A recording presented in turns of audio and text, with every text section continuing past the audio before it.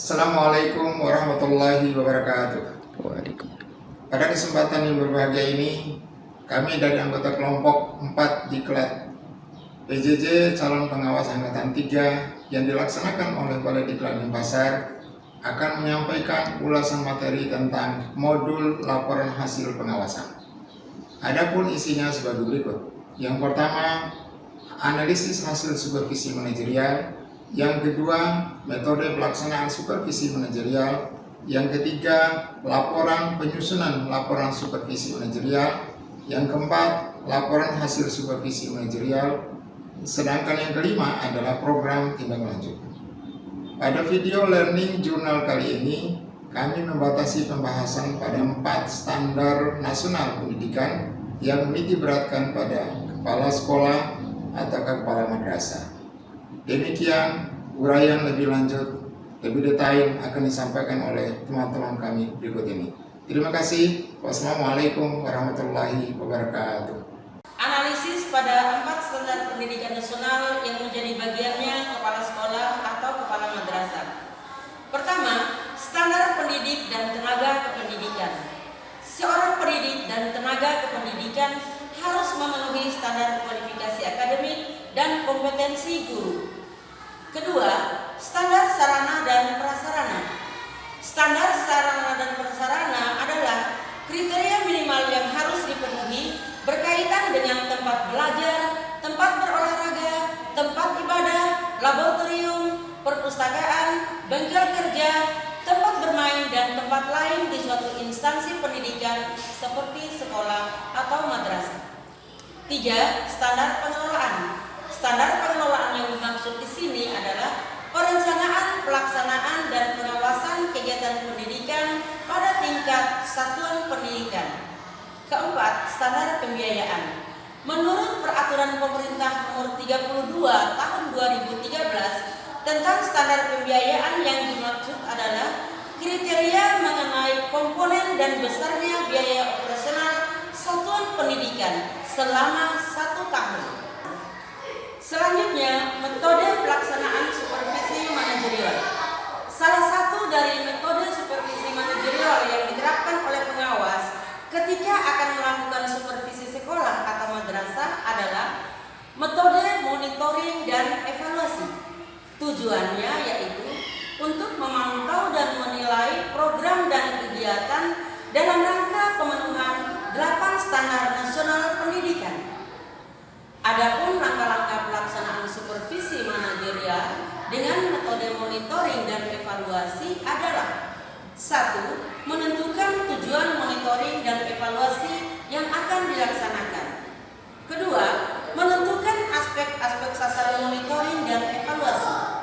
Ketiga, menyiapkan instrumen monitoring dan evaluasi yang akan digunakan. 4. Menyusun jadwal pelaksanaan monitoring dan evaluasi. Kelima, melaksanakan monitoring dan evaluasi. Langkah yang keenam adalah menganalisis hasil monitoring dan evaluasi yang dilaksanakan. Yang ketujuh, menyusun laporan dan tindak lanjut. Langkah-langkah penyusunan laporan supervisi manajerial. Adapun tujuannya untuk memberikan masukan kepada pihak-pihak yang berkepentingan. Di dalamnya adalah kepala sekolah atau kepala madrasah guna dapat memberikan perubahan untuk meningkatkan kinerja lembaga secara keseluruhan.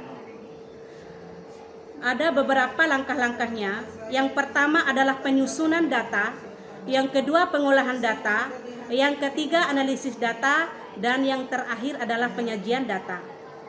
Baik, sekarang saya akan mencoba menjelaskan satu persatu dari langkah-langkah tersebut. Yang pertama, penyusunan data.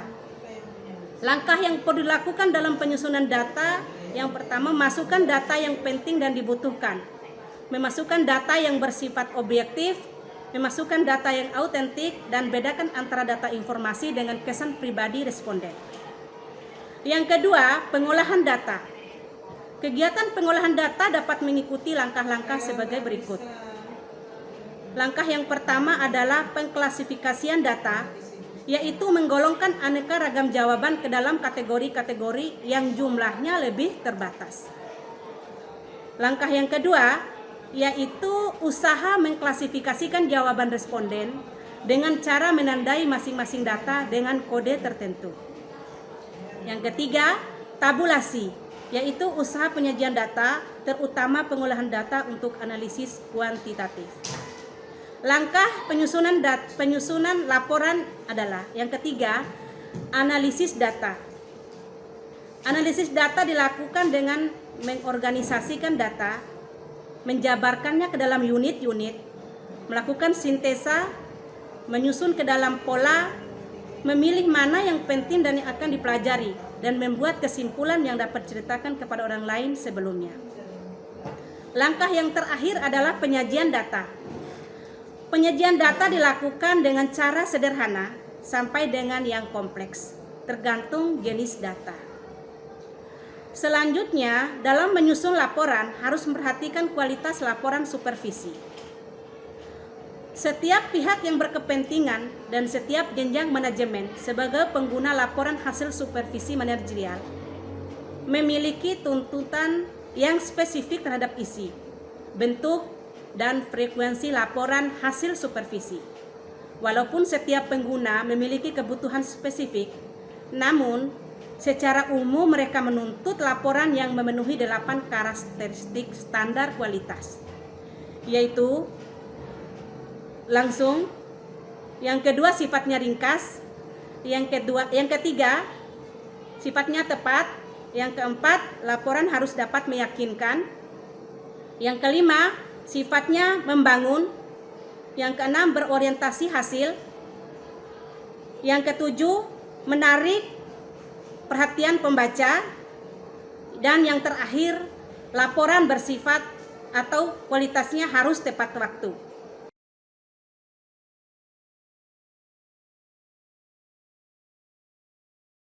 Selanjutnya adalah program tindak lanjut. Esensinya adalah memperbaiki temuan ketidaksesuaian atau mengatasi permasalahan yang ditemukan. Sasaran tindak lanjut, kepala sekolah, kepala madrasah, pengelola sekolah, pengelola madrasah.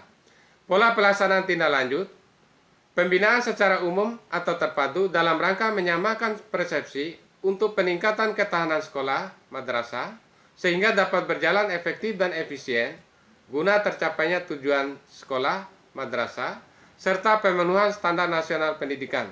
Demikian, terima kasih. Assalamualaikum warahmatullahi wabarakatuh.